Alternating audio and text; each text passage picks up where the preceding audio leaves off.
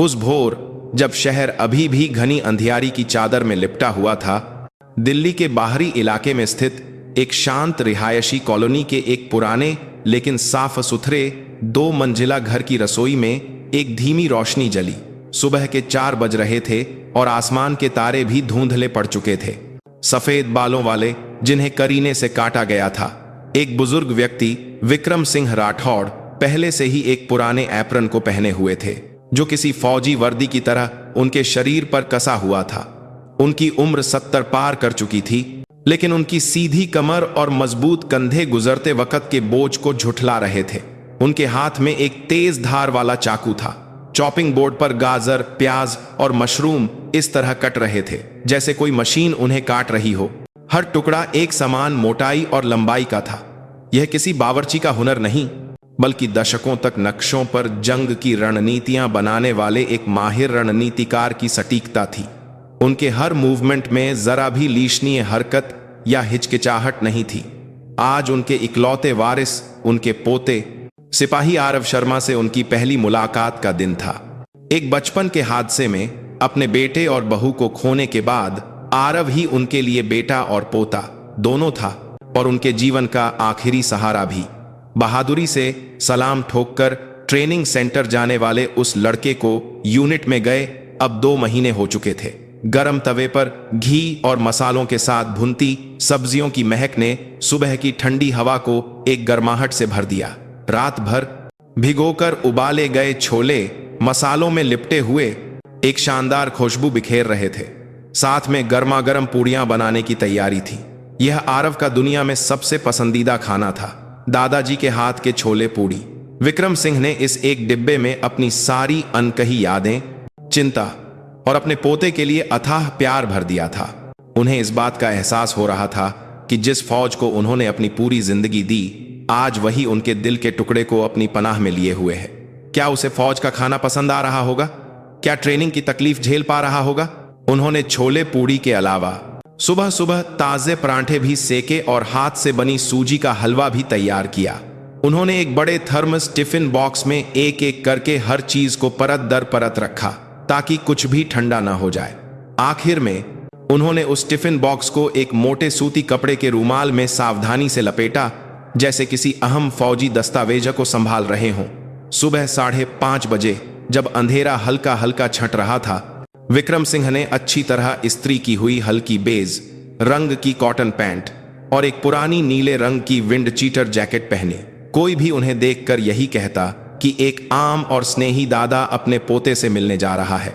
उन्होंने भारी tiffin bag को एक कंधे पर लटकाया और चुपचाप दरवाजे से बाहर निकल गए। लद्दाख, उस जमीन की ओर जाने वाली पहली बस के अड्डे पर, जहां उन्होंने अपनी जवानी में सितारों वाले कंधे लेकर हुक्म चलाए थे। उनके कदम उत्साह की वजह से सामान्य से कुछ तेज थे, लेकिन उनकी पीठ पर एक अनजाना सा बोझ महसूस हो रहा था। 4 घंटे से ज्यादा चलने के बाद बस आखिरकार लद्दाख में हिमालयन लायंस ब्रिगेड के मुख्य द्वार पर रुकी।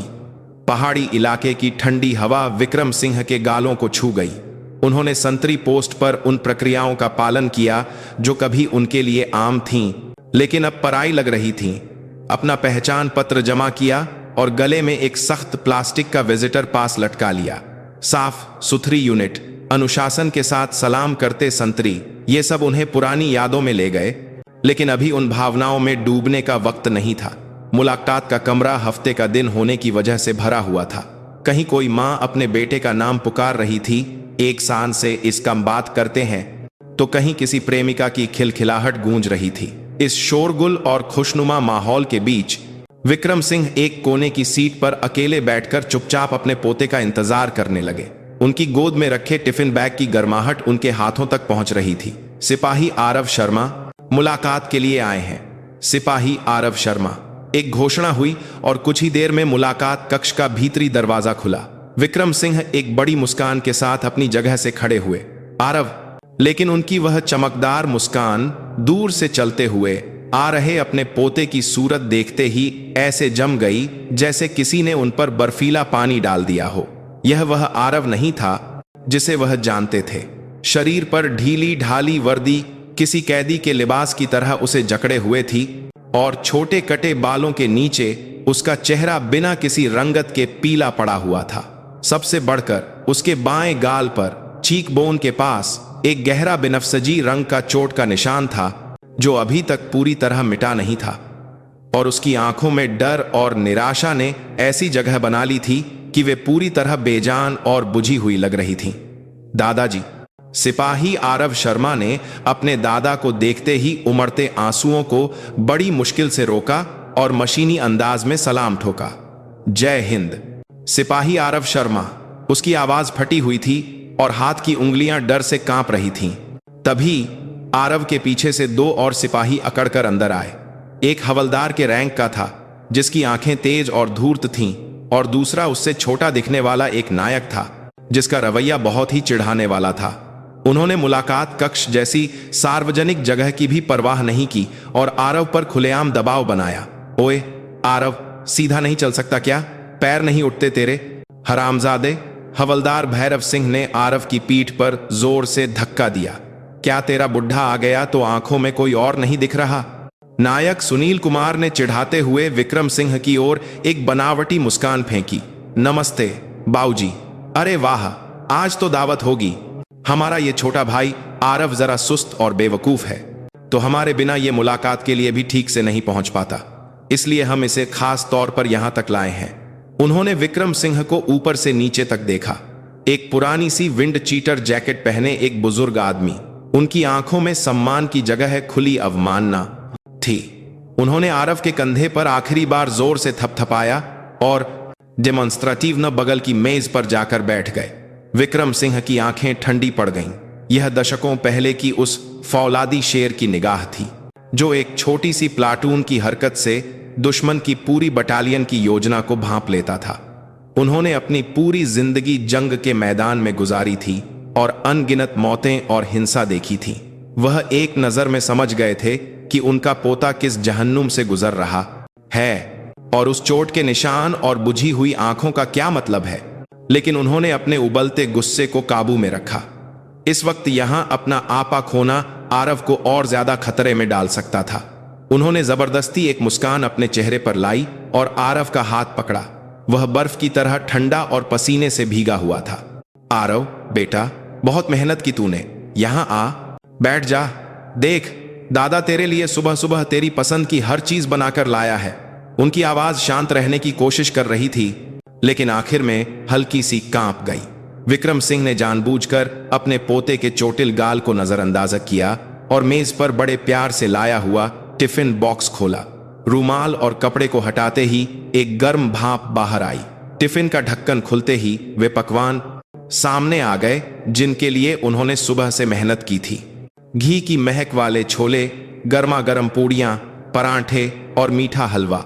मुलाकात कक्ष में दूसरे परिवारों से आ रही पिज्जा या चिकन की गंध के मुकाबले इस घर के बने खाने की गहरी और साफ सुथरी खुशबू चारों ओर फैल गई।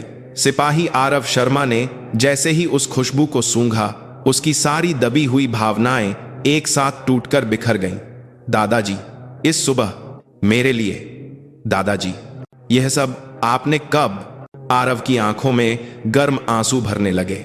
सुबह जल्दी उठ गया था। मेरे बच्चे को ताकत जो देनी है। फौज का खाना कहां तेरे मतलब का होगा?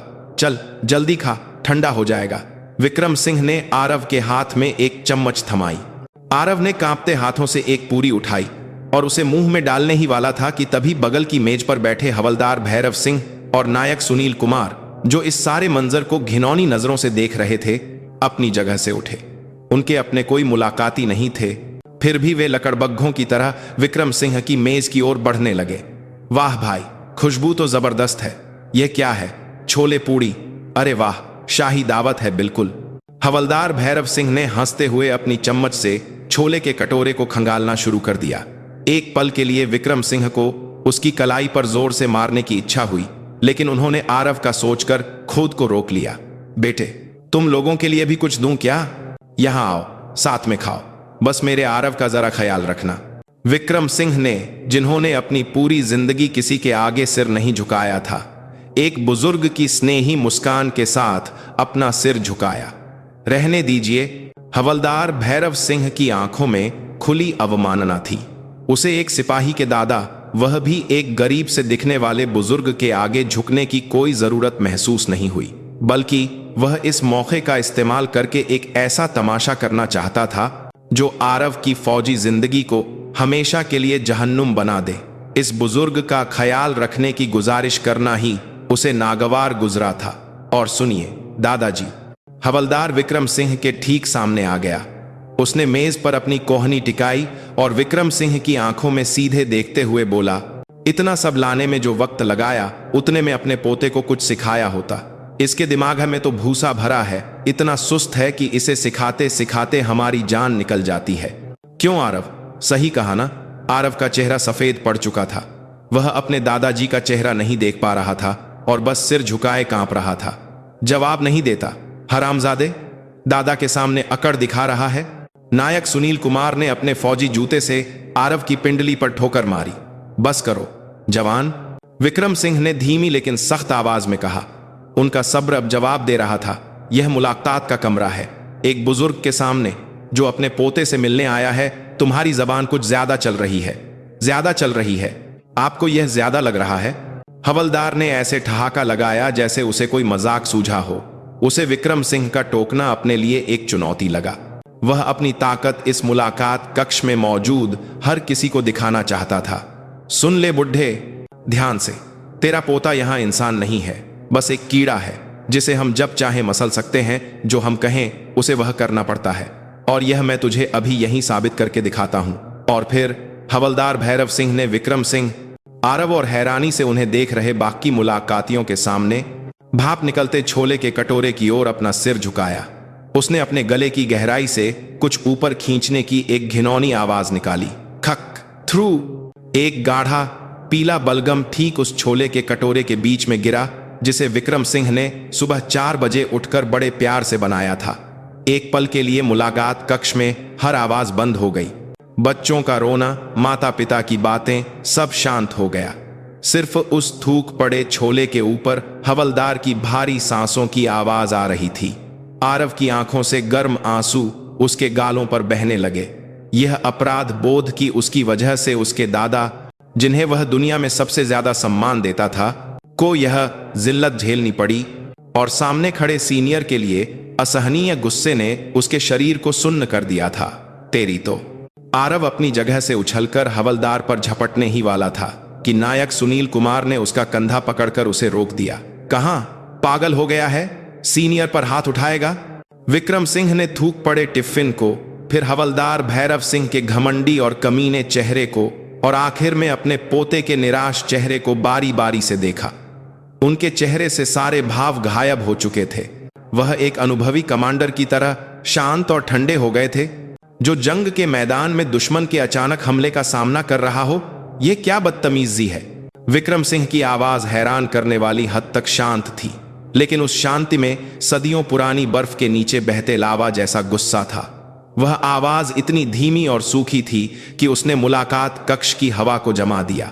हवलदार भैरव सिंह उस बुजुर्ग की शांत प्रतिक्रिया पर और अकड़ गया। डर गया बुढ़ा, उसने इस कौन की पराबी बना दी है? तमाशे को आखिरी अंजाम तक पहुंचाने का फैसला किया। बदतमीजी? कुछ नहीं, बस थोड़ा गंदा हो गया।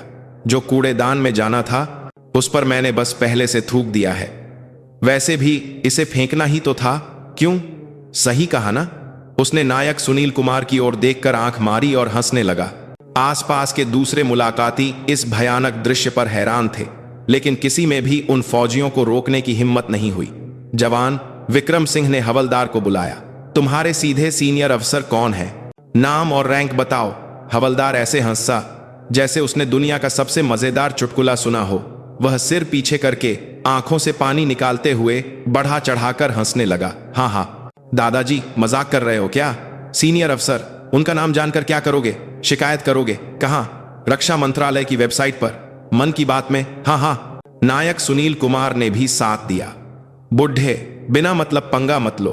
अगर हमें कुछ हुआ तो तुम्हारा पोता यहां सच में मर जाएगा, लाश भी नहीं मिलेगी। चुपचाप यह गंदा छोला फेंको और चले जाओ। यही तुम्हारे पोते के लिए सबसे अच्छा रास्ता है। हम तरस खाकर तुम्हें छोड़ रहे हैं, मैंने कहा। नाम बताओ, विक्रम सिंह ने एक बार फिर कहा। उनकी आवाज में अब धातु के टकराने जैसी धमकी थी। उनकी आंखें अब एक आम बुजुर्ग की आंखें नहीं थीं। वे उस फौलादी शेर की आंखें थीं जो दुश्मन का गला काटने से ठीक पहले चमकती थीं। हवलदार उस नजर से एक पल के लिए सहम गया, लेकिन फिर जिद पर अड़ गया। अरे यार, बुढ़े बकवास बहुत करते हैं, कान बहरे हो गए हैं क्या? मेरे सीनियर इस यूनिट के कमांडिंग ऑफिसर हैं। क्यों? अपने पोते को तमीज सिखाओ। हम चलते हैं, सारा मजा ही खराब कर दिया। हवलदार ने नायक को इशारा किया और मुड़ने ही वाला था कि तभी विक्रम सिंह ने अपनी जेब से एक पुराना, करीब 10 साल पुराना फोल्डर फोन निकाला। उन्होंने हवलदार और नायक के सामने बिना किसी हिचकिचाहट के स्पीड डायल का नंबर एक बटन देर तक दबाए रखा। यह बुढ़ा क्या कर रहा है? सच में कहीं शिकायत कर रहा है क्या?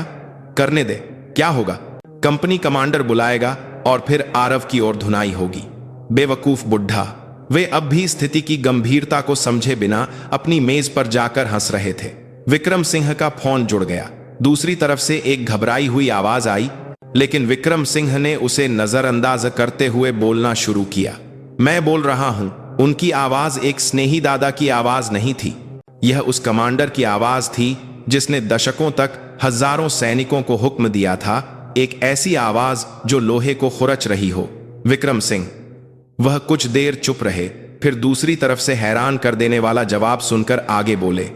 कहां हो अभी तुम? मेजर जनरल आलोक वर्मा। सुनो, अभी इसी वक्त अपनी डिवीजन के मिलिट्री पुलिस चीफ को साथ लेकर हिमालयन लायंस ब्रिगेड की रिक्रूट ट्रेनिंग विंग के मुलाकात कक्ष में पहुंचो। तुम्हें 10 मिनट देता हूं। अगर 1 मिनट भी देर हुई तो तुम्हारे कंधे के सितारे मैं खुद नोच लूंगा। फोन कट गया। विक्रम सिंह ने फोन बंद किया और हवलदार, नायक और थूक पड़े टिफिन को चुपचाप देखते रहे। हवलदार ने मेजर जनरल आलोक वर्मा का नाम सुना, लेकिन उसने सिर झटक दिया। पागल बुढ़ा, डिवीजन कमांडर का नाम ले रहा है, नाटक कर रहा है साला। ठीक 8 मिनट गुजरे होंगे कि मुलाकात कक्ष के बाहर से पहले एक हल्की सायरन की आवाज सुनाई दी, जो धीरे धीरे तेज होती गई। और वह आवाज एक नहीं थी, कई मिलिट्री पुलिस की जीपें तेज रफ्तार से आ रही थीं। स्क्रीच, तेज ब्रेक की आवाज के साथ कई मिलिट्री पुलिस की गाड़ियां मुलाकात कक्ष के सामने ऐसे रुकीं जैसे उसे घेर लिया हो। और उनके पीछे 2 सितारों वाली मेजर जनरल की प्लेट लगी एक भारी काली कमांड कार धूल उड़ाती हुई रुकी। मुलाकात कक्ष का दरवाजा जोर से खुला। जे जनरल साहब। हवलदार भैरव सिंह और नायक सुनील कुमार को अपनी आंखों पर यकीन नहीं हुआ। हफ्ते के दिन, वह भी ड्यूटी यूनिफॉर्म में नहीं। इस यूनिट के भगवान मेजर जनरल आलोक वर्मा पसीने से तरबतर दौड़ते हुए अंदर आए। उनके पीछे मिलिट्री पुलिस के चीफ कर्नल राकेश पुरी अपनी पिस्तौल पर हाथ रखे खूंखार चेहरे के साथ चल रहे थे। मेजर जनरल वर्मा ने मुलाकात कक्ष में इधर उधर देखने की जहमत भी नहीं उठाई और सीधे कोने में बैठे उस साधारण से दिखने वाले बुजुर्ग विक्रम सिंह को ढूंढ निकाला। जय हिंद। मेजर जनरल आलोक वर्मा उसी जगह सावधान की मुद्रा में खड़े हो गए और कमर से झुककर ऐसा सलाम ठोका जैसे उनकी कमर टूट जाएगी। उनकी आवाज डर और हैरानी से कांप रही थी। सर, आप यहां बिना किसी इत्तिला के? कर्नल राकेश पुरी ने भी विक्रम सिंह की ओर अपनी जिंदगी का सबसे सटीक सलाम ठोका। जय हिंद जनरल साहब। मुलाकात कक्ष की हवा जम गई। सारा शोरगुल बंद हो गया। हवलदार भैरव सिंह और नायक सुनील कुमार के दिमागर ने इस स्थिति को स्वीकार करने से इनकार कर दिया। जिस बुढ़े को उन्होंने अभी अभी बुढ़ा, पागल बुढ़ा कहकर जलील किया था और जिसके लाए खाने पर थूका था, उसे एक सर्विंग 2 स्टार जनरल और मिलिट्री पुलिस का कर्नल सलाम कर रहे थे। जनरल साहब। विक्रम सिंह ने सलाम का जवाब नहीं दिया। वह बैठे बैठे अपनी उंगली से थूक पड़े छोले के कटोरे की ओर इशारा कर रहे थे। मेजर जनरल वर्मा और कर्नल पुरी। विक्रम सिंह की आवाज पूरे मुलाकात कक्ष में गूंजी। क्या तुम लोग मेरे पोते को ऐसा खाना खिलाते हो?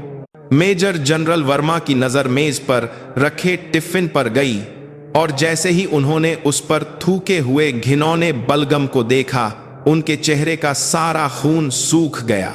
मेजर जनरल वर्मा की पीठ पर ठंडे पसीने की एक नदी बह निकली। वह अच्छी तरह जानते थे कि उनके सामने बैठा यह बुजुर्ग कौन है। फौलादी शेर विक्रम सिंह राठौड़। जब वह खुद एक कैडेट थे, तब यह एक महान फील्ड कमांडर के रूप में मशहूर थे। जब वह एक मेजर थे, तब उनके सामने सिर उठाने की हिम्मत नहीं कर सकते थे। यह पूर्व 3rd कॉर्प्स के कमांडर एक 3 स्टार लेफ्टिनेंट जनरल थे। अपने कार्यकाल में उन्होंने जरा भी भ्रष्टाचार या एक भी सैनिक को पीछे छूटने नहीं दिया था। उन्होंने सेना के सम्मान को अपने खून से भी ज्यादा पवित्र माना था। वह एक जीती जागती किंवदंती थे जिससे पूरी फौज डरती थी। और आज रिटायरमेंट के इतने सालों बाद वह ऐसे फटेहाल कपड़ों में उनकी यूनिट के मुलाकात कक्ष में एक थूक पड़े टिफिन के सामने बैठे थे। सर, यह कैसे हुआ? मेजर जनरल वर्मा की आवाज डर से कांप रही थी। वह दुआ कर रहे थे कि यह सब एक बुरा सपना हो। विक्रम सिंह ने अपनी ठोड़ी से हवलदार भैरव सिंह और नायक सुनील कुमार की ओर इशारा किया। दोनों सिपाही पहले ही चेहरे पर सफेदी लिए उसी जगह पत्थर की तरह जमे हुए कांप रहे थे। उन 2 सिपाहियों से पूछो जो वहां खड़े हैं, तुम्हारी यूनिट के जवान मेरे पोते के खाने में थूकते हैं, मुझे एक बेकार बुढ़ा कहते हैं और मुझे जलील करते हैं। मेजर जनरल वर्मा की गुस्से से भरी नजरें उन दोनों पर टिक गईं। यह एक कमांडर का गुस्सा नहीं था, यह मौत के दूत को देखने जैसी नफरत और हत्या की इच्छा से भरी नजर थी जो उनकी जिंदगी खत्म करने आया हो। हरामजादो! मेजर जनरल वर्मा चिल्लाए, तुम्हारी हिम्मत कैसे हुई सर के सामने यह घिनौनी हरकत करने की? तुम्हें पता भी है तुमने किसके साथ क्या किया है? मिलिट्री पुलिस चीफ, क्या देख रहे हो? इन दोनों को अभी इसी वक्त मिलिट्री कोर्ट की जेल में डालो। नहीं, अभी घसीटकर बाहर निकालो। कर्नल राकेश पुरी पहले ही स्थिति समझ चुके थे। उन्होंने अपने आदमियों को इशारा किया और दरवाजे पर इंतजार कर रहे भारी हथियारों से लैस जवान दौड़कर आए और हवलदार और नायक के दोनों हाथ पीठ पीछे मोड़ दिया। नहीं जनरल साहब, यह एक गलतफहमी है, हमें नहीं पता था। गलती हो गई जनरल साहब, हमें बचा लीजिए प्लीज। दोनों की चीखें मुलाकात कक्ष से बाहर निकलने से पहले ही मिलिट्री पुलिस के सख्त हाथों में दब गईं। उन्हें जानवरों की तरह घसीटकर बाहर ले जाया गया। मुलाकात कक्ष में मौजूद दूसरे परिवार इस खौफनाक और अविश्वसनीय मंजर को सांस रोके देख रहे थे। सर, मैं बहुत शर्मिंदा हूं, मेरी कमांड में एक यूनिट में आपके पोते के साथ ऐसी भयानक घटना हुई। मुझसे मौत का गुनाह हुआ है sir. Major general Verma Vikram Singh के सामने सिर नहीं उठा पा रहे थे। वह किसी भी पल घुटनों पर बैठने को तैयार थे। जनरल, विक्रम सिंह ने उन्हें बुलाया। मेरे पोते के गाल पर यह चोट का निशान कैसा है? और यह बुझी हुई आंखें, यह आज की घटना नहीं लगती। तब जाकर मेजर जनरल वर्मा ने सिपाही आरव शर्मा के चेहरे को ठीक से देखा। चोट का निशान, धंसी हुई आंखें, कोई भी देखकर बता सकता था कि यह एक ऐसे सिपाही की हालत है जिसे लगातार पीटा और प्रताड़ित किया गया हो। यह कैसे हो सकता है? मेजर जनरल वर्मा का गुस्सा चरम पर पहुंच गया। यह सिर्फ एक जिल्लत की घटना नहीं थी, यह इस बात का सबूत था कि एक पूर्व कॉर्प्स कमांडर का पोता उनकी यूनिट में पिटाई और प्रताड़ना का शिकार हो रहा था। अगर यह बात बाहर निकल गई तो न सिर्फ उनके सितारे बल्कि पूरी डिवीजन तबाह हो जाएगी। Colonel Puri, yes sir.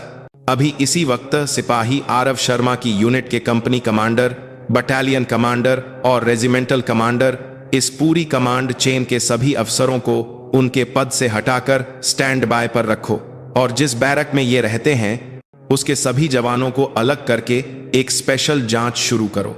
आज से उस यूनिट को जड़ से उखाड़ फेंको, समझे? जय हिंद। सिपाही आरव शर्मा को यह सब एक सपने जैसा लग रहा था। जिन शैतानों ने उसकी जिंदगी जहन्नुम बना दी थी वे एक पल में घसीट कर ले जाए गए और आसमान जैसे ऊंचे डिवीजन कमांडर उसके दादा के सामने कांप रहे थे। तब उसे एहसास हुआ कि उसके पास कितना बड़ा सहारा था, लेकिन यह सोचकर कि उसने उस सहारे का इस्तेमाल करने पर मजबूर किया और अपने दादा को यह सब दिखाना पड़ा, उसे शर्मिंदगी महसूस हुई। विक्रम सिंह अपनी जगह से उठे। उन्होंने थूक पड़े छोले का कटोरा उठाया। जनरल, यह मैं ले जा रहा हूं। सर, इसे फेंक दीजिए, मैं आपके लिए साफ। नहीं, यह मैं ले जा रहा हूं। तुम्हारे डिवीजन हेडक्वार्टर में, तुम्हारे दफ्तर में, तुम्हारी मेज पर ऐसी जगह रखना जहां साफ साफ दिखे। तुम इस मामले को कैसे संभालते हो मैं अपनी आंखों से देखूंगा। हर सुबह इस सड़े हुए खाने को देखकर अपना दिन शुरू करना, यह तुम्हारी कमांड की असलियत है। यह एक पूर्व कमांडर का अपने मौजूदा डिवीजन कमांडर को दिया गया आखिरी आदेश था। मेजर जनरल वर्मा सिर उठाए बिना जवाब दे सके। याद रखूंगा सर। विक्रम सिंह ने अपने पोते आरव के कंधे पर हाथ रखा। तब जाकर आरव ने अपने रोके हुए आंसू बहा दिए और अपने दादा के गले लग गया। आरव को आज मुझे ले जाना होगा। डिवीजन कमांडर के अधिकार से इसकी तुरंत मेडिकल जांच और छुट्टी की व्यवस्था करो। जी सर, तुरंत व्यवस्था करता हूं। गेस्ट हाउस तैयार करवाता हूं। मेरी गाड़ी रहने दो। विक्रम सिंह आरव को सहारा देते हुए मुलाकात कक्ष से बाहर निकले। मिलिट्री पुलिस की कतार के बीच से गुजरते हुए मेजर जनरल वर्मा की कमांड कार उन दोनों के लिए इंतजार कर रही थी। एक आम दादा की मुलाकात एक फौलादी शेर के निरीक्षण में बदल चुकी थी। मेजर जनरल वर्मा का गुस्सा सिर्फ एक दिखावा नहीं था, यह उस गहरे डर से निकला था कि उनका पूरा फौजी करियर तबाह हो सकता है। अपने हेडक्वार्टर लौटते ही उन्होंने कमांड चेन के सभी संबंधित अफसरों को कंट्रोल रूम में तलब किया।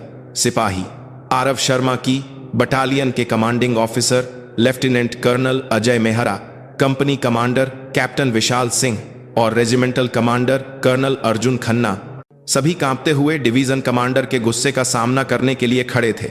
यह क्या बकवास है? मेजर जनरल वर्मा ने जनरल विक्रम सिंह के छोड़े हुए थूक पड़े छोले के कटोरे को कमांड टेबल के बीच में जोर से पटका। एक पूर्व कॉर्प्स कमांडर का पोता, तुम लोग जानते हो जनरल विक्रम सिंह कौन है? उनके पोते को हमारी यूनिट में पीटा गया और उन कीड़े जैसे लोगों ने उसे जलील किया। और तुम लोग अब तक क्या कर रहे थे? आंखें बंद थीं तुम्हारी, या सब जानते हुए भी चुप थे? लेफ्टिनेंट कर्नल मेहरा और कैप्टन सिंह के चेहरे काले पड़ चुके थे। वे एक शब्द भी नहीं बोल पाए। सॉरी सर, हम सैनिकों के प्रबंधन में चूक गए। मेजर जनरल वर्मा का बस चलता तो वह उनके रैंक के बैज नोच लेते। यह चूक नहीं है, यह ड्यूटी में लापरवाही है। यह देशद्रोह जैसा है। अगर जनरल विक्रम सिंह ने ठान लिया तो हम सब कल अपनी वर्दी उतार देंगे, समझे? सबकी सांसें रुकी हुई थीं, सिवाय एक व्यक्ति के, regimental commander colonel Arjun Khanna, जो अपेक्षाकृत शांत चेहरे के साथ खड़े थे। वह इस डिवीजन के सबसे काबिल अफसरों में से एक थे और अगले प्रमोशन के सबसे मजबूत दावेदार माने जाते थे। उन्होंने मेजर जनरल वर्मा के गुस्से के शांत होने का इंतजार किया और फिर धीरे से बोले, सर, अपना गुस्सा शांत कीजिए। यह गुस्सा करने का नहीं, बल्कि स्थिति को संभालने का वक्त है और एक मिसाल कायम करने का। उनकी आवाज धीमी और शांत थी, लेकिन इसीलिए उसमें और ज्यादा वजन था। संभालने का? इसे कैसे संभालोगे कर्नल खन्ना? यह तुम्हारी यूनिट है, तुम्हारे कमांड वाले रेजिमेंट में यह हुआ है, इसीलिए मैं खुद आगे आऊंगा। कर्नल अर्जुन खन्ना ने मेजर जनरल वर्मा की आंखों में सीधे देखा। मिलिट्री पुलिस की जांच के अलावा रेजिमेंट अपने स्तर पर उच्चतम स्तर की जांच करेगी। न केवल आरव को परेशान करने वाले, बल्कि यह जानते हुए भी चुप रहने वाले अफसरों और साथ देने वाले सैनिकों, सबको ढूंढ निकालेंगे। एक भी नहीं बचेगा। यह हमारी डिवीजन के सम्मान का सवाल है, लेकिन यह मेरे रेजिमेंटल कमांडर के पद और मेरे पूरे फौजी करियर का भी सवाल है। कर्नल खन्ना के दृढ़ रवैये को देखकर मेजर जनरल वर्मा का उबलता गुस्सा थोड़ा शांत हुआ। हाँ, इस वक्त उन्हें किसी पर भरोसा करने की जरूरत थी। ठीक है कर्नल खन्ना, मुझे तुम पर भरोसा है। मिलिट्री पुलिस के अलावा तुम खुद इस मामले को देखो, जड़ तक नहीं, जड़ के नीचे की मिट्टी तक खोद डालो, समझे? जी सर, मैं अपने पद की शपथ लेता हूं, इस भ्रष्टाचार की जड़ को उखाड़ फेंकूंगा। कर्नल खन्ना ने एक कड़क सलाम ठोका और कंट्रोल रूम से बाहर चले गए। इस बीच मिलिट्री पुलिस की हिरासत में हवलदार भैरव सिंह और नायक सुनील कुमार जहन्नुम का अनुभव कर रहे थे। Military police chief colonel Rakesh Puri खुद उनसे पूछताछ कर रहे थे। तुम्हारी हिम्मत कैसे हुई फौलादी शेर जनरल विक्रम सिंह के पोते के साथ ऐसा करने की? तुम लोग अब खत्म हो। मिलिट्री कोर्ट तो कुछ भी नहीं। जिस दिन तुम रिटायर होगे, हो सकता है जनरल साहब खुद तुम्हें लेने आए। नहीं, तुम्हारे परिवार वाले भी सुरक्षित नहीं रहेंगे। तब जाकर हवलदार को एहसास हुआ कि उसने क्या कर दिया है। उसने तो सोचा था कि वह एक कमजोर सिपाही और एक बूढ़ा दादा है। उसने हर तरह के भ्रष्टाचार को उगलना शुरू कर दिया। लेकिन एक अजीब बात थी, हवलदार भैरव सिंह इस बात पर मुंह बंद किए हुए था कि उसने सिपाही आरव शर्मा को खास तौर पर क्यों प्रताड़ित किया। वह बस तोते की तरह दोहराता रहा, वह मुझे पसंद नहीं था, वह एक बेकार सिपाही था। जांच अधिकारियों को लगा कि इसके पीछे कोई गहरा कारण है, लेकिन हवलदार ने अपना मुंह ऐसे बंद कर लिया था जैसे उसे कोई यातना दी जा रही हो। वह किसी से डर रहा था, जनरल विक्रम सिंह जितना या शायद उनसे भी ज्यादा। उसी समय डिवीजन के मेडिकल सेंटर के एक निजी कमरे में सिपाही आरव शर्मा को रखा गया था। वह अपने दादाजी विक्रम सिंह के साथ था। विक्रम सिंह ने कुछ दिनों की छुट्टी ले ली थी ताकि जब तक उनका पोता ठीक न हो जाए वह उसके साथ रह सके।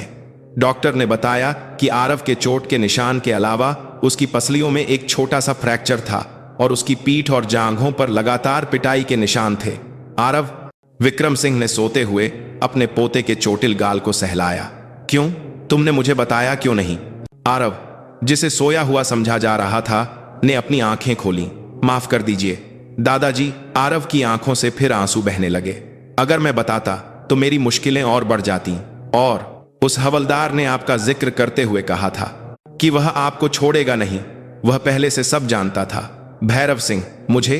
विक्रम सिंह की आंखें सिकुड़ गईं। वह मेरे बारे में क्या जानता था? वह कैसे जानता था कि मैं कौन हूं? मुझे नहीं पता। बस यह है कि आप एक फौजी थे, लेकिन अब आप एक बेकार बुढ़े हैं जिसमें कोई ताकत नहीं है। उसने मुझसे कहा कि मैं चुपचाप एक मरे हुए चूहे की तरह रहूं, वरना आप भी सुरक्षित नहीं रहेंगे। विक्रम सिंह के पूरे शरीर में सिहरन दौड़ गई। यह एक साधारण धमकी नहीं थी। हवलदार भैरव सिंह, एक मामूली हवलदार, उन्हें एक रिटायर्ड लेफ्टिनेंट जनरल को जानता था और उन्हें बेकार बुढ़ा कहकर धमका रहा था कि वह सुरक्षित नहीं रहेंगे। यह एक सिपाही को प्रताड़ित करने से कहीं ज्यादा था। हवलदार भैरव सिंह के घमंड के पीछे कुछ और बड़ा और काला साया था। यह सिर्फ एक अनुशासनहीनता का मामला नहीं था। विक्रम सिंह उस रात सो नहीं पाए। मेजर जनरल वर्मा ने एक पूर्व सीनियर के सम्मान और माफी के तौर पर उन्हें डिवीजन कमांडर के बंगले के बगल वाला गेस्ट हाउस दे दिया था। यह एक शानदार जगह थी, लेकिन विक्रम सिंह का मन जहन्नुम की आग पर चल रहा था। हवलदार भैरव सिंह, वह मुझे जानता था और उसने मुझे बेकार कहा। यह जानना कि आरव का दादा एक पूर्व फौजी था और उसे बेकार कहकर मजाक उड़ाना, दो अलग अलग बातें थीं। इसका मतलब था कि हवलदार के पीछे कोई ऐसा था जो विक्रम सिंह के वजूद का वजन जानता था और फिर भी उसे नजरअंदाज कर सकता था। उस व्यक्ति ने हवलदार को विक्रम सिंह के बारे में जानकारी दी थी और साथ ही यह भी कहा था कि उससे डरने की कोई जरूरत नहीं है। आलोक वर्मा, विक्रम सिंह ने उस मेजर जनरल के बारे में सोचा जो आज उनके सामने कांप रहा था। नहीं, वह नहीं हो सकता। अगर वह इसके पीछे होता तो विक्रम सिंह का फोन आने पर वह इतना घबराकर नहीं आता, बल्कि वह और ज्यादा तैयारी करता। तो फिर कौन?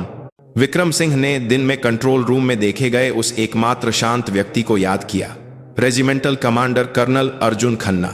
मैं अपने पद की शपथ लेता हूं, इसकी जड़ उखाड़ फेंकूंगा। उसकी आवाज बहुत आत्मविश्वासी थी और उसकी आंखों में कोई हिचकिचाहट नहीं थी।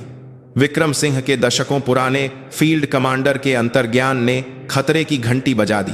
वह बहुत ज्यादा शांत था। आमतौर पर अगर किसी रेजिमेंटल कमांडर की यूनिट में इतनी भयानक घटना हो जाए और वह भी एक महान सीनियर के पोते के साथ, तो उसे मेजर जनरल वर्मा से ज्यादा डरना चाहिए था। एक ऐसे संकट में जहां न केवल उसका प्रमोशन रुक सकता था, बल्कि उसे वर्दी भी उतारनी पड़ सकती थी, वह स्थिति को संभालने और मिसाल कायम करने की बात कर रहा था। क्या उसका यह आत्मविश्वास इस स्थिति को नियंत्रित कर सकने की क्षमता से आ रहा था? क्या वह शायद इस पूरी घटना की असलियत पहले से जानता था? आरव ने कहा था कि हवलदार मुझे जानता था। आरव ने कहा था कि हवलदार मुझे जानता था। विक्रम सिंह अपनी जगह से उठे। उन्होंने गेस्ट हाउस के सुरक्षित फोन को उठाया। यह एक बाहरी लाइन थी जो सेना के नेटवर्क से अलग थी। उन्होंने दशकों में पहली बार अपने एक पुराने अधीनस्थ को फोन किया जो अब मिलिट्री इंटेलिजेंस मी के एक शीर्ष पद पर था और जो कभी उनका सबसे वफादार चीफ ऑफ स्टाफ था। मैं विक्रम सिंह बोल रहा हूं, बहुत समय हो गया। दूसरी तरफ उनका अधीनस्थ नींद में लग रहा था, लेकिन विक्रम सिंह का नाम सुनते ही उसकी नींद उड़ गई। सर, आप, क्या हुआ? इस वक्त कोई परेशानी है? मुझे एक आदमी के बारे में कुछ जानकारी चाहिए। हिमालयन लायंस ब्रिगेड का कर्नल अर्जुन खन्ना और एक हवलदार भैरव सिंह, उन दोनों के बारे में सब कुछ जो मैं नहीं जानता खोद कर निकालो। अर्जुन खन्ना के संपर्क, पैसे का लेन देन, फोन कॉल्स। जो कुछ भी तुम अपने अधिकार से कर सकते हो अभी करो। Himalayan lions brigade, colonel Arjun Khanna. ठीक है सर, मैं तुरंत कार्रवाई करता हूं। विक्रम सिंह ने फोन काट दिया। उनका अंतर्ज्ञान बता रहा था कि यह मामला एक साधारण प्रताड़ना से शुरू होकर अब एक बड़ी साजिश में बदल रहा था। हवलदार भैरव सिंह तो बस एक मोहरा था। असली खिलाड़ी शायद उनके सोचने से कहीं ज्यादा करीब और ज्यादा चालाकी से छिपा हुआ था। अगले दिन हिमालयन लायंस ब्रिगेड में मातम पसरा हुआ था। मेजर जनरल वर्मा ने पूरी डिवीजन में एक विशेष जांच की घोषणा कर दी और सभी ट्रेनिंग रोक दी। मिलिट्री पुलिस ने हवलदार भैरव सिंह और नायक सुनील कुमार की कंपनी के सभी सैनिकों से व्यक्तिगत रूप से पूछताछ शुरू कर दी। सैनिकों ने डर के मारे हर वह बात उगल दी जो वे जानते या देखते थे। कर्नल अर्जुन खन्ना भी, जैसा कि उन्होंने वादा किया था, अपनी रेजिमेंटल जांच टीम के साथ कंपनी को तहस नहस कर रहे थे। वह मेजर जनरल वर्मा को हर घंटे की प्रगति रिपोर्ट दे रहे थे और भ्रष्टाचार को मिटाने की अपनी मजबूत इच्छा शक्ति का प्रदर्शन कर रहे थे। उनका काम तेज और सटीक था और उनकी रिपोर्टें एकदम सही थीं। सर, हवलदार भैरव सिंह का स्वभाव हमेशा से हिंसक रहा है और उसने दूसरे सैनिकों को भी परेशान किया है। इसके कई सबूत मिले हैं। साथ ही उसने नायक सुनील कुमार के साथ मिलकर नए सैनिकों से पैसे भी ऐंठे हैं। यह घटना उस कमीने के हिंसक स्वभाव का नतीजा है जो दुर्भाग्य से आपके पोते पर निकल गया। यह एक दुर्भाग्यपूर्ण लेकिन अचानक हुई घटना लगती है। कर्नल खन्ना की रिपोर्ट संक्षिप्त थी। अचानक मेजर जनरल वर्मा चिल्लाए। उसने सर को बेकार कहा। वह उनकी पहचान जानता था और उन्हें धमका रहा था। और यह अचानक है सर। उस हिस्से के बारे में लगता है कि हवलदार ने कहीं से गलत जानकारी सुनकर अपनी धाक जमाने की कोशिश की है। मैं खुद उस पर जोर दे रहा हूं, लेकिन वह इतना डरा हुआ है कि मुंह नहीं खोल रहा। शायद वह जनरल विक्रम सिंह की प्रतिष्ठा से डर गया है। कर्नल खन्ना ने चालाकी से हर चीज को हवलदार के व्यक्तिगत व्यवहार और घमंड पर डाल दिया।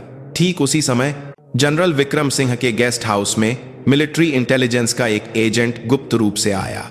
उसने जनरल को एक मोटा लिफाफा दिया। सर, रात भर में मांगी गई जानकारी, यह टॉप सीक्रेट है। कृपया गोपनीयता बनाए रखें। विक्रम सिंह ने एजेंट को वापस भेजकर लिफाफा खोला। उसके अंदर कर्नल अर्जुन खन्ना का सर्विस रिकॉर्ड और उसके बारे में फैली अफवाहें लिखी हुई थीं। कर्नल अर्जुन खन्ना, अकादमी से एक एलीट अफसर, अगला प्रमोशन लगभग तय। लेकिन कुछ साल पहले जब वह एलओसी पर एक पोस्ट के कमांडर थे, उन पर यूनिट के फंड में लाखों के गबन का आरोप लगा। लेकिन मुखबिर की रहस्यमय मौत के बाद जांच बंद कर दी गई। वर्तमान में सेना को सामान सप्लाई करने वाली एक कंपनी पहाड़ी एंटरप्राइजेज के साथ सांठ-गांठ का संदेह। पहाड़ी एंटरप्राइजेज का मालिक कर्नल खन्ना का साला है। विक्रम सिंह का हाथ रुक गया। पहाड़ी एंटरप्राइजेज, उन्होंने अगला पन्ना पलटा। यह हवलदार भैरव सिंह का रिकॉर्ड था। हवलदार भैरव सिंह सेना में भर्ती से पहले चोरी और मारपीट के कई मामलों में बाल सुधार गृह में रहा। भर्ती के योग्य नहीं था, लेकिन पहाड़ी एंटरप्राइजेज के मालिक की विशेष गारंटी पर भर्ती हुआ। ट्रेनिंग के बाद उसे असामान्य रूप से कर्नल खन्ना के रेजिमेंट में तैनात किया गया। और आखिरी पन्ना, विक्रम सिंह की आंखें रुक गईं। भैरव सिंह वर्तमान में regimental commander colonel Arjun Khanna का ड्राइवर था, लेकिन एक छोटी सी गलती पर कर्नल के गुस्से का शिकार होकर अपनी वर्तमान कंपनी में भेज दिया गया। लेकिन ट्रांसफर के बाद भी कर्नल के साले यानी पहाड़ी एंटरप्राइजेज के मालिक के साथ उसके नियमित संपर्क के फोन रिकॉर्ड मिले हैं। ऐसा लगता है कि वह कर्नल के गंदे कामों को निपटाने वाले का काम करता था। विक्रम सिंह के दिमाग हमें सारी पहेली सुलझने लगी। यह कोई अचानक हुई घटना नहीं थी। यह करीब कर्नल के कामों के प्रधान हो शुरू से ही एक सोची समझी विशाल आपराधिक साजिश थी। विक्रम सिंह का दिमाग ठंडा पड़ गया। उन्होंने अपने दशकों के सैन्य अनुभव का इस्तेमाल करते हुए इन सभी टुकड़ों को एक साथ जोड़ा। कर्नल अर्जुन खन्ना, उसका साला जो पहाड़ी एंटरप्राइजेज चलाता है, और उनका गुर्गा, एक अपराधी पृष्ठभूमि वाला हवलदार भैरव सिंह। यह एक सटीक तिकड़ी थी। पहला, सिपाही आरव शर्मा को उस कंपनी में क्यों भेजा गया? आरव ने कॉलेज में अकाउंटिंग की पढ़ाई की थी। वह नंबरों में तेज और सावधान था। दूसरा, आरव के चोट के निशान के अलावा उसकी उंगलियों और हाथों पर छोटे छोटे खरोंच थे। यह पिटाई के नहीं, बल्कि लगातार मेहनत के निशान थे। तीसरा, हवलदार भैरव सिंह ने बेकार शब्द का इस्तेमाल करके उन्हें क्यों जलील किया? यह कर्नल खन्ना का आदेश रहा होगा।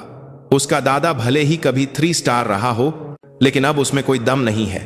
मैं तेरी पीठ पर हूं, उसे अच्छी तरह से कुचल दे। विक्रम सिंह फिर से मेडिकल सेंटर में आरव के पास गए। इस बार मेजर जनरल वर्मा और मिलिट्री पुलिस चीफ भी उनके साथ थे। आरव, विक्रम सिंह ने अपने पोते का हाथ पकड़ा।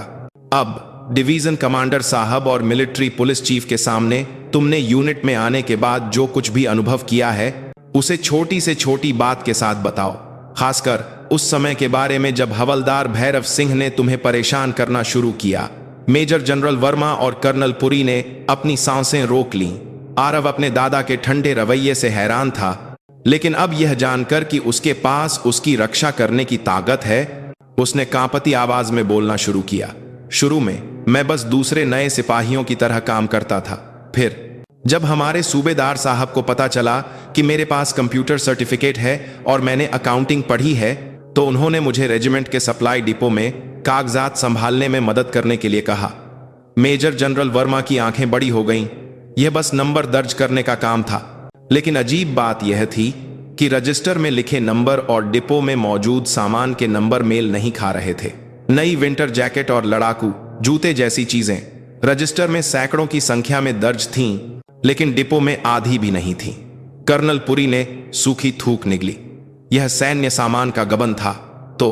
तो मैंने बस सूबेदार साहब से पूछा कि ये नंबर कुछ अजीब लग रहे हैं, शायद मैंने गलत देखा है। और उसी रात से हवलदार भैरव सिंह की जहन्नुम जैसी प्रताड़ना शुरू हो गई। हवलदार ने मुझे अलग से बुलाया और कहा, फालतू के कामों में दिमाग मत लगा। तुझे जो कागज देखने को कहा गया है बस वही देख, तू बस वही कर जो तुझे करने को कहा जाए। और उसी दिन उसने मुझे पहली बार मारा।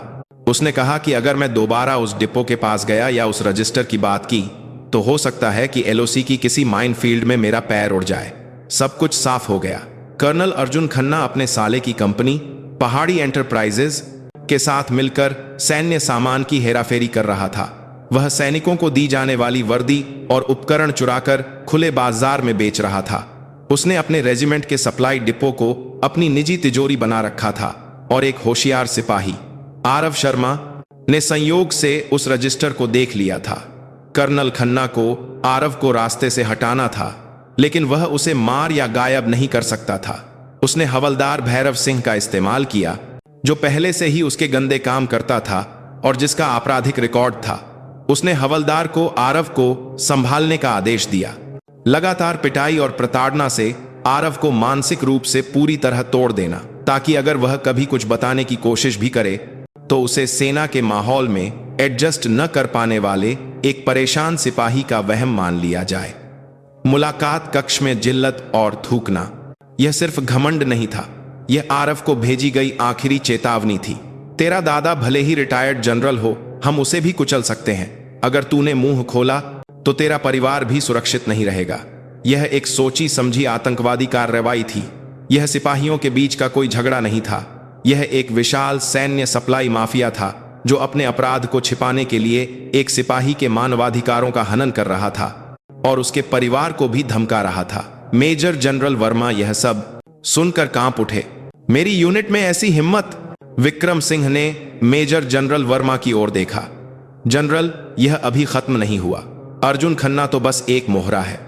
एक रेजिमेंटल कमांडर इतने सालों तक इतनी हिम्मत से सैन्य सामान की चोरी तभी कर सकता है जब उसके ऊपर कोई ढाल हो। उसी पल विक्रम सिंह के दिमाग में एक नए खलनायक का चेहरा उभरा। कर्नल खन्ना के इतने आत्मविश्वासी होने का कारण, हवलदार भैरव सिंह के इतने डरे होने का कारण, वह कर्नल खन्ना नहीं था। वह कर्नल खन्ना का आक्ता था, कर्नल खन्ना का बॉस। विक्रम सिंह ने गेस्ट हाउस लौटकर मिलिट्री इंटेलिजेंस से मिली दूसरी रिपोर्ट खोली। उसमें उस व्यक्ति का नाम लिखा था जिस पर कर्नल खन्ना से नियमित रूप से रिश्वत लेने का शक था। ब्रिगेडियर समीर चोपड़ा, वर्तमान में 3rd कॉर्प्स हेडक्वार्टर में सप्लाई और लॉजिस्टिक्स के चीफ, 1 स्टार जनरल। जब विक्रम सिंह कॉर्प्स कमांडर थे तब वह एक बहुत ही जूनियर अफसर था जिसका नाम भी उन्हें याद नहीं था, लेकिन वह कर्नल खन्ना का अकादमी में सीधा सीनियर था और पहाड़ी एंटरप्राइजेज को कॉर्प्स स्तर के सप्लाई कॉन्ट्रैक्ट दिलाने में मदद करने वाला मुख्य व्यक्ति माना जा रहा था। मेजर जनरल वर्मा विक्रम सिंह ने तुरंत आलोक वर्मा को बुलाया। तुम ब्रिगेडियर समीर चोपड़ा को जानते हो? मेजर जनरल वर्मा का चेहरा थोड़ा सख्त हो गया। जानता हूं सर, वह मेरा बैचमेट है, लेकिन सच कहूं तो मैं उससे ज्यादा संपर्क में नहीं रहा। वह किसी भी तरह से प्रमोशन पाने के लिए जाना जाता है और उसके बारे में कई अफवाहें हैं कि वह साफ सुथरा नहीं है। अभी वह कॉर्प्स में सप्लाई और लॉजिस्टिक्स चीफ के तौर पर बहुत ताकतवर है। अच्छा, विक्रम सिंह ने पूरी तस्वीर बना ली। कर्नल अर्जुन खन्ना ब्रिगेडियर समीर चोपड़ा की ढाल के भरोसे अपने रेजिमेंट में इतने बड़े अपराध कर रहा था। हवलदार भैरव सिंह भी जनरल विक्रम सिंह से नहीं, बल्कि कर्नल खन्ना और उसके पीछे खड़े ब्रिगेडियर चोपड़ा से डरता था, जो उसे कभी भी रास्ते से हटा सकते थे। जनरल, मैं तुम्हें एक मौका देता हूं, विक्रम सिंह ने कहा। अगर तुम इस मामले को एक साधारण सैनिक प्रताड़ना का मामला बताकर बंद कर देते हो और कर्नल खन्ना की रिपोर्ट के अनुसार सिर्फ हवलदार को सजा देते हो, तो तुम भी चोपड़ा और खन्ना के साथी बन जाओगे। मैं, विक्रम सिंह, न केवल अपने पोते को परेशान करने वाले, बल्कि उसे बढ़ावा देने वाले और चुप रहने वाले सरगना और उसके आक्ता को पकड़ने आया हूं। तुम मेरे साथ हो या उन सड़े हुए लोगों के साथ? मेजर जनरल वर्मा के पास कोई विकल्प नहीं था। उन्होंने एक पूर्व कमांडर के गुस्से, एक सेवारत जनरल के रूप में अपने सम्मान और अपने बैचमेट के प्रति धोखेबाजी के बीच सम्मान को चुना। सर, मुझे क्या करना होगा? मैं आपके हर निर्देश का पालन करूंगा। मैं भी चोपड़ा जैसे व्यक्ति को वर्दी में बर्दाश्त नहीं कर सकता।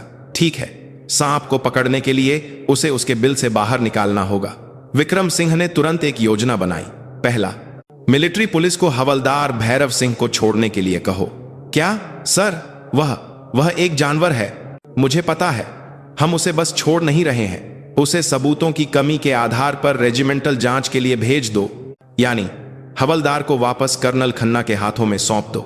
मेजर जनरल वर्मा इसका मतलब नहीं समझ पाए, लेकिन उन्होंने पालन करने का फैसला किया। दूसरा, तुम अभी तुरंत कर्नल खन्ना से संपर्क करो।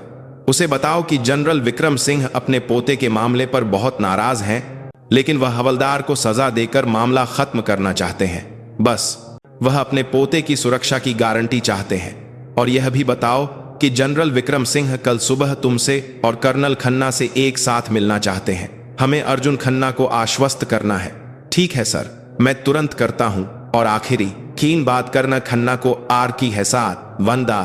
कर्नल पुरी से कहो कि वह अब से अर्जुन खन्ना के दफ्तर और फोन, हर चीज की निगरानी और रिकॉर्डिंग की तैयारी करे। हम सांप को अपना जहर खुद उगलने का मौका दे रहे हैं। हवलदार भैरव सिंह को मिलिट्री पुलिस की हिरासत से रिहा कर दिया गया। वह हैरान था। मिलिट्री पुलिस चीफ ने कहा कि यह डिवीजन कमांडर का विशेष आदेश है और उसकी सजा का फैसला रेजिमेंट करेगी, लेकिन उसे लगा कि वह मौत के मुंह से बचकर आया है। वह बात था बुढ़ा, एक 3 स्टार था। यह सुनकर आसमान टूट पड़ा था, लेकिन किसी तरह वह बच गया था। उसे तुरंत कर्नल अर्जुन खन्ना के दफ्तर में बुलाया गया। कर्नल खिड़की से बाहर देख रहा था। उसकी मेज पर एक महंगा सिगार जल रहा था। भैरव सिंह, पागल हो गए थे क्या? कर्नल की आवाज ठंडी थी, लेकिन उसमें वह जानलेवा गुस्सा नहीं था जिसकी उसे उम्मीद थी। सर, माफ कर दीजिए, मुझसे मौत का गुनाह हो गया। वह बुढ़ा, चुप रहो, कर्नल ने हाथ उठाया। तुम्हारी वजह से आज सब कुछ खत्म होने वाला था। मुझे क्या पता था कि उस विक्रम सिंह, उस बेकार बुढ़े में अब भी इतनी ताकत बची होगी। माफ कर दीजिए सर, लेकिन मैंने कुछ नहीं कहा। सप्लाई डिपो के बारे में एक शब्द भी नहीं। मैंने बस यही कहा कि मैं आरव से नफरत करता था। मुझे पता है, कर्नल आखिरकार मुड़ा, इसीलिए मैंने तुझे बाहर निकलवाया। इससे पहले कि मिलिट्री पुलिस वाले तेरा मुंह खुलवाते, मैंने कार्रवाई की। वह मेजर जनरल आलोक वर्मा, वह तो वैसे भी विक्रम सिंह बुढ़े के डर से कुछ नहीं कर पाएगा। मैंने उसे रिपोर्ट दे दी है कि मैं इस मामले को सिपाहियों के बीच के झगड़े के तौर पर खत्म कर दूंगा, तो फिलहाल चिंता मत कर। शुक्रिया सर, आपका बहुत बहुत शुक्रिया। हवलदार ने ऐसे सिर झुकाया जैसे उसे कोई भगवान मिल गया हो। लेकिन वह आरव, वह एक समस्या है। कर्नल की आंखें चमक उठीं। पता नहीं उसने उस बुढ़े को क्या बताया होगा। वह बुढ़ा अभी भी डिवीजन के गेस्ट हाउस में रुका हुआ है और आलोक वर्मा पर दबाव बना रहा है। अगर ऐसा ही चलता रहा तो असली जांच शुरू हो सकती है। उस बुढ़े ने कल सुबह डिवीजन कमांडर और मुझे एक साथ बुलाया है। शायद वह अपने पोते की सुरक्षा के बहाने कोई सौदा करना चाहता है। तो अब हम क्या करें सर? सौदा करने से पहले हमें जड़ को ही काट देना होगा। कर्नल ने सिगार का एक गहरा कश लिया। आरव, उसे रास्ते से हटाना होगा। क्या रास्ते से हटाना? वह अस्पताल में है ना? इस मौके पर उसे ऐसा बना दो कि वह सेना में रहने लायक ही ना रहे, किसी दुर्घटना की तरह, जैसे लोमुखटना पर, जैसे अपने सीनियर्स की प्रताड़ना से तंग आकर एक परेशान सिपाही ने आत्महत्या कर ली। हवलदार का चेहरा सफेद पड़ गया। यह प्रताड़ना से कहीं आगे था। सर, यह तो हत्या है। तो मैं नहीं करता तो मैं जाकर उस बुढ़े को सब बता दूंगा और तू अपनी पूरी जिंदगी मिलिट्री जेल में सड़ेगा। तूने जो सामान चुराया है उसका पैसा भी भरेगा और तेरे पुराने रिकॉर्ड के साथ इस बार तू कभी बाहर नहीं आएगा। तुझे सेना में किसने भर्ती करवाया, भूल गया क्या? मेरी वजह से नहीं, पहाड़ी एंटरप्राइजेज के मालिक और उनके ऊपर ब्रिगेडियर चोपड़ा साहब की वजह से। अगर मैंने मुंह खोला तो तू बस एक दुर्घटना में मारा जाएगा। क्या करेगा? कर्नल ने हवलदार की गर्दन मजबूती से पकड़ रखी थी। हवलदार को एहसास हो गया कि वह अब वापस नहीं लौट सकता। सर, आपकी खातिर नहीं, मैं अपनी जान बचाने के लिए यह करूंगा, हवलदार ने खूंखार आंखों से जवाब दिया। ठीक है, आज रात ही इसे निपटा दो। मेडिकल सेंटर की सुरक्षा का मैं इंतजाम कर दूंगा। कर्नल ने हवलदार को भेजकर तुरंत कहीं फोन लगाया। यह सेना का नेटवर्क नहीं बल्कि एक अलग सुरक्षित लाइन थी। जी ब्रिगेडियर साहब, मैं बोल रहा हूं। अर्जुन जी।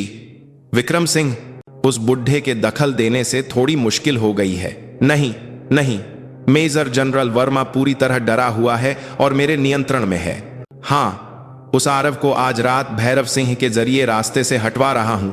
इसे एक दुर्घटना की तरह दिखाएंगे, फिर उस बुढ़े के पास भी कोई बहाना नहीं बचेगा। जी साहब, आप चिंता न करें। कर्नल खन्ना ने फोन रखकर एक संतोष भरी मुस्कान दी। उसे यकीन था कि सब कुछ उसके नियंत्रण में है, लेकिन कर्नल खन्ना को यह नहीं पता था कि उसकी हवलदार भैरव सिंह के साथ हुई सारी बातचीत और अभी अभी ब्रिगेडियर समीर चोपड़ा के साथ हुई सारी फोन कॉल सीधे डिवीजन कमांडर के कंट्रोल रूम में लाइव स्ट्रीम हो रही थी, जहां general Vikram Singh, major general Verma और कर्नल राकेश पुरी बैठे थे।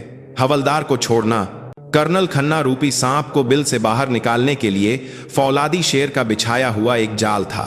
कर्नल के दफ्तर और सुरक्षित फोन पर पहले से ही मिलिट्री इंटेलिजेंस के एजेंटों द्वारा लगाए गए छोटे माइक्रोफोन काम कर रहे थे। मेजर जनरल वर्मा यह सुनकर कांप उठे कि उनका अधीनस्थ, एक सेवारत कर्नल, हत्या का आदेश दे रहा था। यह कमीना, इसकी यह हिम्मत। वह यह जानकर और भी हैरान और ठगा हुआ महसूस कर रहे थे कि उनका बैचमेट ब्रिगेडियर चोपड़ा भी इसमें शामिल था। विक्रम सिंह ने बस चुपचाप अपनी आंखें बंद कर लीं। जनरल, अब सांप का शिकार शुरू करने का वक्त है। उनकी आवाज बर्फ से भी ज्यादा ठंडी थी। सर, मैं अभी उन कमीनों को गिरफ्तार करता हूं। मेजर जनरल वर्मा उत्तेजित होकर खड़े हो गए। नहीं, विक्रम सिंह ने उन्हें रोका। अभी नहीं, अर्जुन खन्ना तो बस एक मोहरा है, हमें सरगना एक मोहरा है। समीर चोपड़ा को भी पकड़ना है और हमें इन हत्या का आदेश देने वालों को रंगे हाथों पकड़ना है। विक्रम सिंह ने कर्नल राकेश पुरी को निर्देश दिया। कर्नल, हवलदार भैरव सिंह को मेडिकल सेंटर के रास्ते में ही गिरफ्तार कर लेना। वह अब बस एक सबूत है। उसकी जेब में दुर्घटना को अंजाम देने के लिए औजार मिलेंगे। वह भौतिक सबूत होगा। जी सर। और जनरल, विक्रम सिंह ने मेजर जनरल वर्मा की ओर देखा। तुम अर्जुन खन्ना को खुद गिरफ्तार करोगे? वह तुम्हारा अधीनस्थ है ना? तुम खुद उस सड़ी हुई जड़ को उखाड़ोगे, मैं पीछे से देखूंगा। मेजर जनरल वर्मा ने एक दृढ़ चेहरे के साथ सलाम ठोका। ठीक है सर, मैं अपने सम्मान की शपथ लेता हूं। मैं उसे अपने हाथों से पकड़ूंगा। रात के 11 बजे कर्नल अर्जुन खन्ना अपने दफ्तर में अपने साले के साथ जीत का जश्न मनाने की तैयारी कर रहा था। हाँ जीजा जी, भैरव सिंह अभी काम निपटाने गया है। कल सुबह तक वह आरव एक दुर्घटना में मारा जा चुका होगा और वह बुढ़ा भी थक हार कर वापस चला जाएगा। हाँ। जैसे ही उसने एक संतोष भरी मुस्कान दी, दफ्तर का दरवाजा जोर से खुला। Colonel Arjun Khanna, major general Verma, colonel Puri और भारी हथियारों से लैस जवानों के साथ अंदर घुसे। जय जनरल साहब, इस वक्त क्या हुआ? कर्नल खन्ना घबराकर खड़ा हो गया। अर्जुन खन्ना, तुम्हें सैन्य सामान के गबन, पद के दुरुपयोग, प्रताड़ना के लिए उकसाने और हत्या की साजिश रचने के आरोप में गिरफ्तार किया जाता है। मेजर जनरल वर्मा ने खुद हथकड़ी निकाली। क्या क्या बकवास है जनरल, पागल हो गए हो क्या? तुम जानते हो मैं कौन हूं? सबूत है तुम्हारे पास? यह एक साजिश है।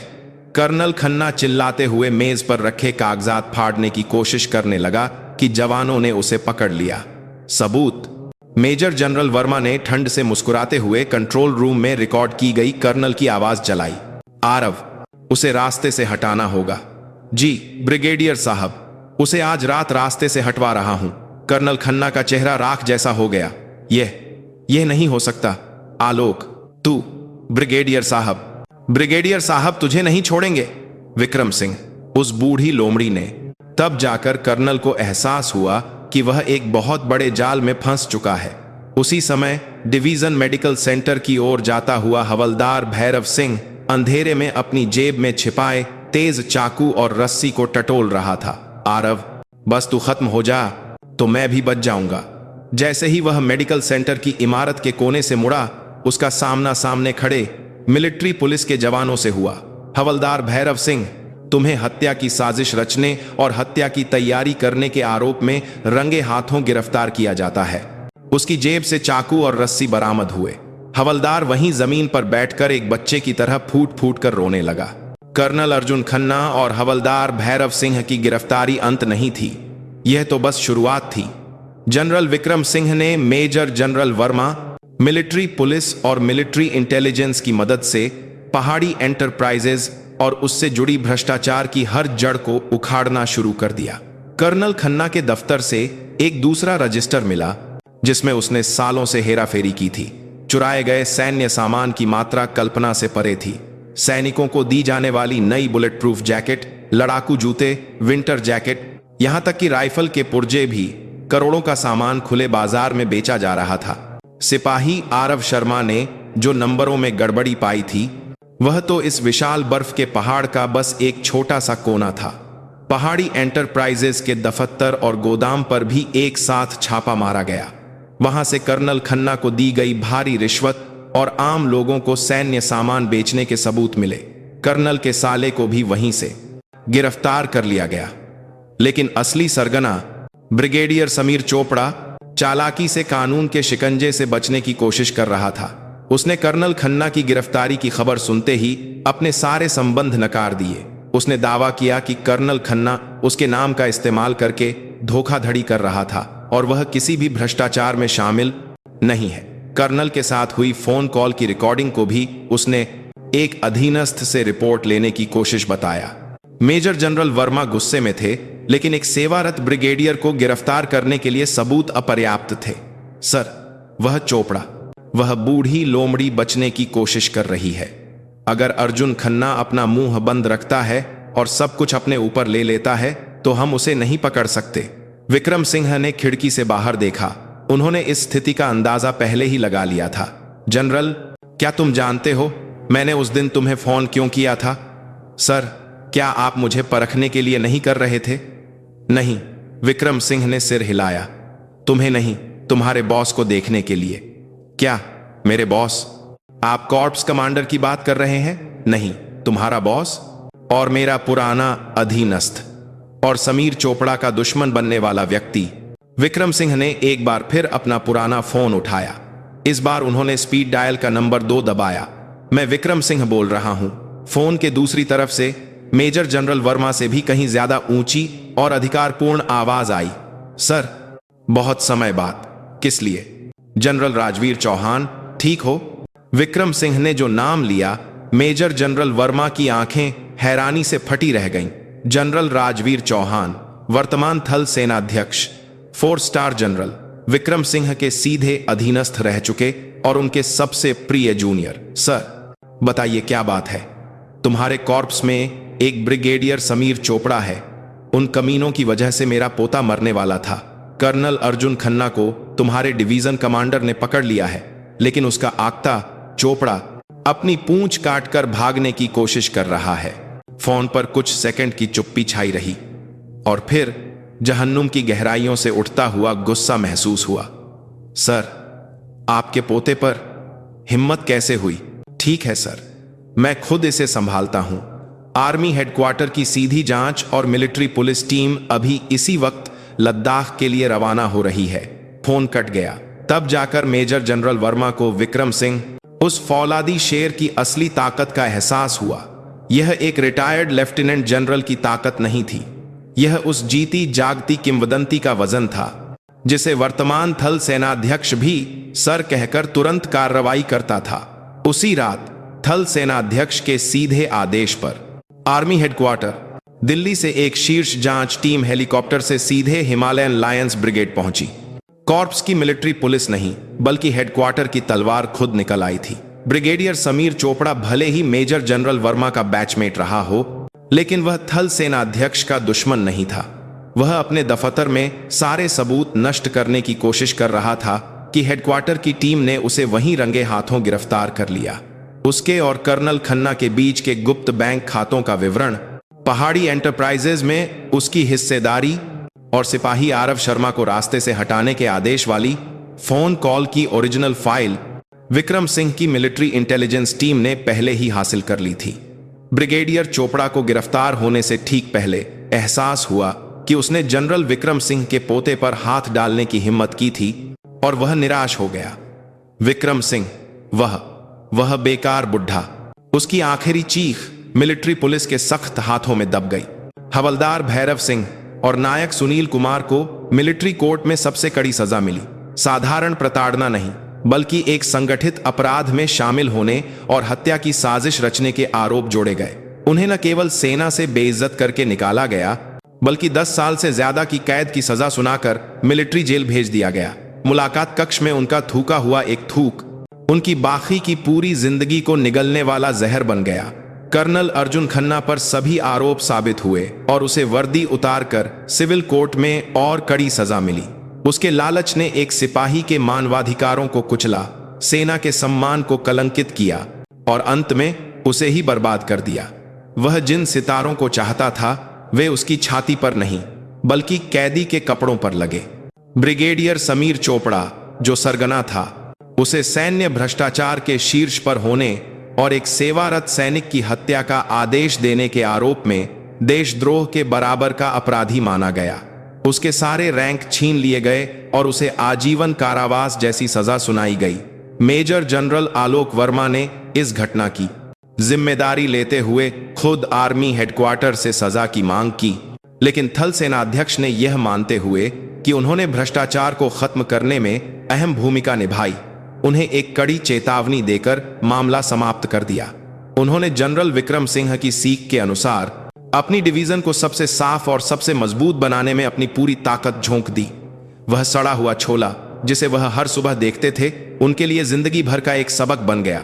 और सिपाही आरव शर्मा सारी जांच पूरी होने के बाद अपने दादा के पुराने अधीनस्थों की मदद से अपनी पढ़ाई के अनुसार आर्मी हेडक्वार्टर दिल्ली के एक सुरक्षित प्रशासनिक विभाग में स्थानांतरित कर दिया गया। सब कुछ अपनी जगह पर लौट रहा था। कुछ महीने बाद पतझड़ के आखिर में जब दिल्ली में खूबसूरत रंग बिखरे थे, आर्मी हेडक्वार्टर के एक शांत मुलाकात कक्ष में आरव अब एक नायक बन चुका था। उसके चेहरे पर अब न तो चोट के निशान थे और न ही डर का साया। वह एक काबिल और स्वस्थ नौजवान लग रहा था जिस पर वर्दी जंच रही थी। मुलाकात कक्ष का दरवाजा खुला और जनरल विक्रम सिंह अंदर आए। वह अब भी उसी पुरानी विंड चीटर जैकेट में थे, लेकिन मुलाकात कक्ष के ड्यूटी पर मौजूद कैप्टन ने उन्हें देखते ही सावधान की मुद्रा में सलाम ठोका। मुलाकात कक्ष में मौजूद सभी सैनिकों ने उन्हें पहचान लिया और एक साथ खड़े होकर सलाम किया। जय हिंद। विक्रम सिंह ने उनके सलाम का जवाब एक हल्की सी गर्दन झुकाकर दिया। दादाजी, आरव ने मुस्कुराते हुए दौड़कर अपने दादा को गले लगा लिया। हाँ, मेरा बच्चा तो बहुत काबिल हो गया है, चेहरा खिल गया है। विक्रम सिंह ने उस दिन की तरह एक बड़ा टिफिन बैग निकाला। ले, आज सुबह ही बनाया है तेरे पसंदीदा छोले पूड़ी। मेज पर भाप निकलते खुशबूदार छोले पूड़ी रखे गए। उस दिन की भयानक याद अब कहीं नहीं थी। आरव ने एक पूरी उठाई और एक बड़ा टुकड़ा अपने मुंह में डाला। बहुत स्वादिष्ट हैं दादाजी, दुनिया में सबसे स्वादिष्ट। आरव की आंखों में हल्के से आंसू आ गए। ये अब डर या निराशा के आंसू नहीं थे, ये धन्यवाद, प्यार और सम्मान के आंसू थे। विक्रम सिंह ने अपने पोते के सिर पर हाथ फेरते हुए धीरे से कहा, हाँ आरव, खाना हमेशा इज्जत से खाना चाहिए। इस एक वाक्य में सब कुछ था। एक इंसान का सम्मान, एक सैनिक का गौरव और उसे बचाने के लिए लड़ने वाले एक पुराने सैनिक का गहरा प्यार। घमंडी बुराई को एक पल में सजा मिल गई थी, लेकिन भ्रष्टाचार की गहरी जड़ों को उखाड़ फेंकने वाला दोहरा न्याय, एक कटोरी गर्म छोले में दम गयो, आखिरकार पूरा हुआ।